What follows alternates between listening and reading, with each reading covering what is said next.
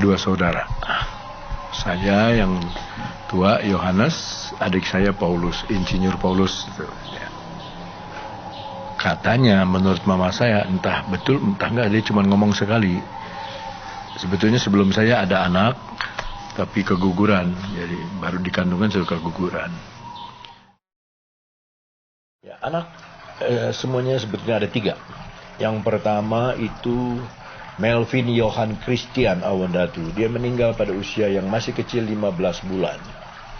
Itu salah satu yang saya mau berhenti jadi hamba Tuhan. Kecewa saya. Kok saya sudah tinggalkan band, tinggalkan pekerjaan dunia, kerja 100% untuk Tuhan, kok Tuhan gantinya kayak begini gitu ya.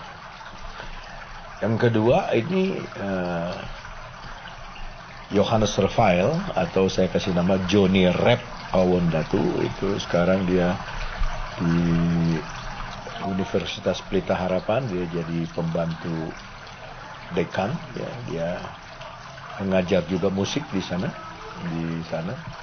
Yang ketiga ini perempuan, Louis Helga Loren Awandatu. Dia jadi istri Nemo Bahari.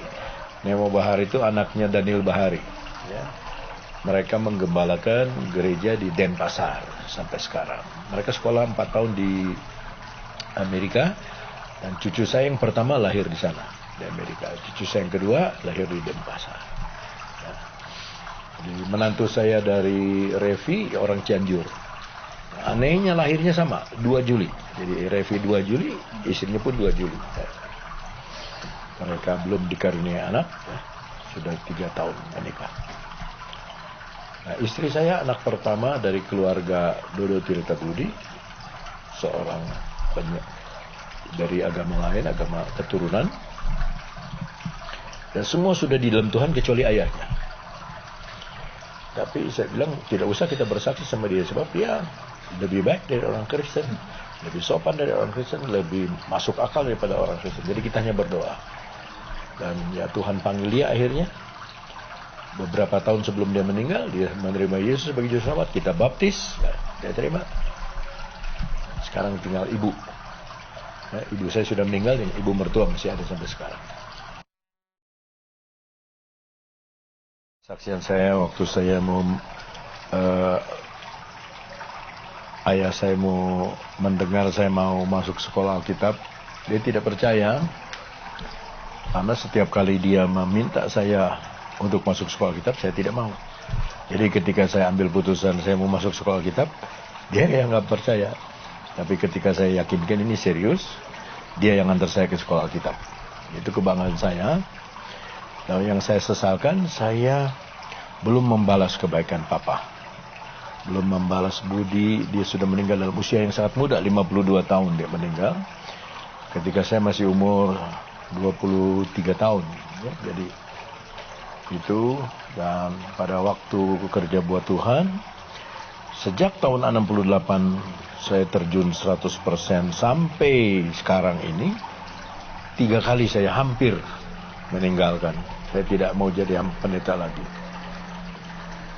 Orang-orang dari agama lain tidak pernah menjelekkan saya. Ya. Tapi justru orang yang beragama Kristen, bahkan yang menyebut pelayan Tuhan, kok bisa begitu? Nah, itu saya kecewa. Dan waktu itu saya tidak terlalu dewasa, belum bisa bagaimana mengatasi kekecewaan itu. Jadi saya hampir putus asa, hampir berhenti. Ya. Pertama karena anak meninggal.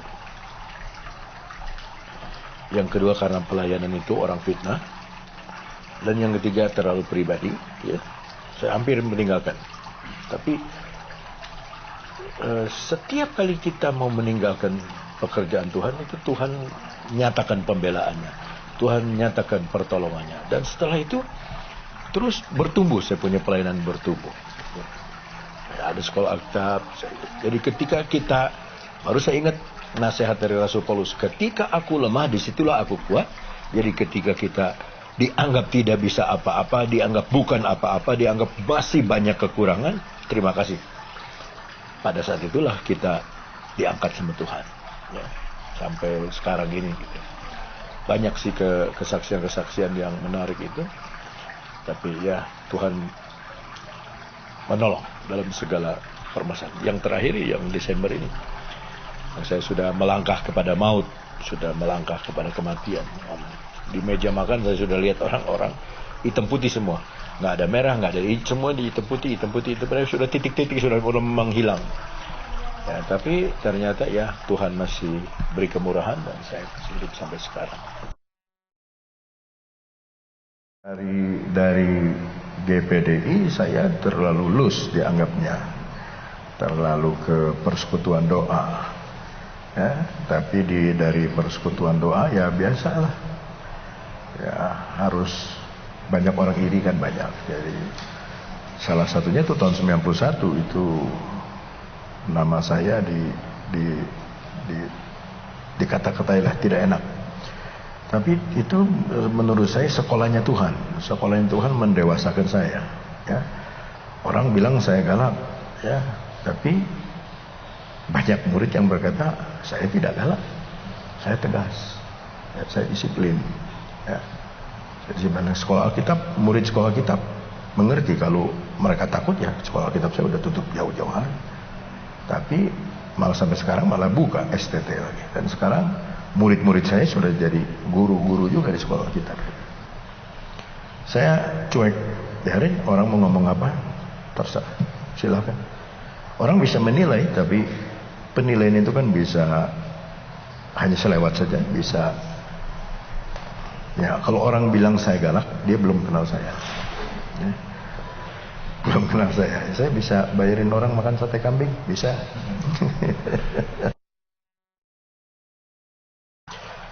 Itu justru saya sebelum romantisme dengan Yesus itu sekarang nih.